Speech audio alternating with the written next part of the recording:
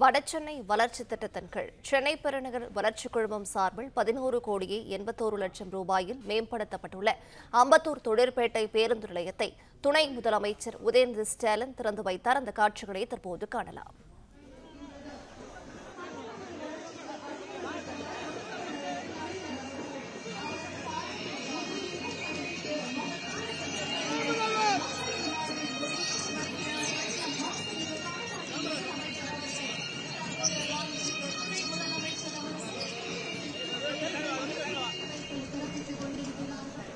வடசென்னை வளர்ச்சி திட்டத்தின் கீழ் சென்னை பெருநகர் வளர்ச்சி குழுமம் சார்பில் 11 கோடியே 81 லட்சம் ரூபாயில் மேம்படுத்தப்பட்டுள்ள அம்பத்தூர் தொழிற்பேட்டை பேருந்து நிலையத்தை துணை முதலமைச்சர் உதயநிதி ஸ்டாலின் திறந்து வைத்துள்ளார்.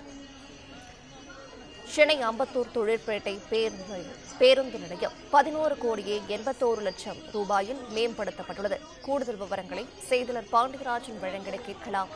பாண்டியராஜன், வணக்கம். விவரங்களை சொல்லலாம்.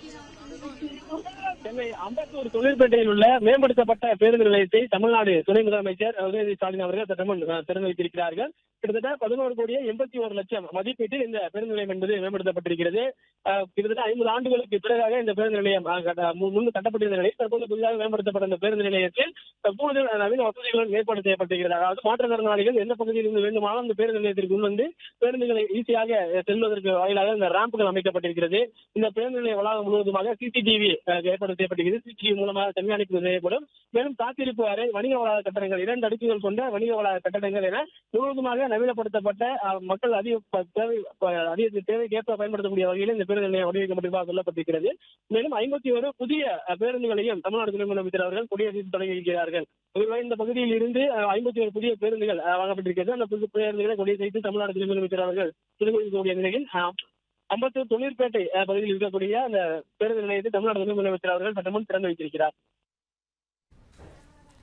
விவரங்களை வழங்கியமைக்கு நன்றி பாண்டியராஜன்.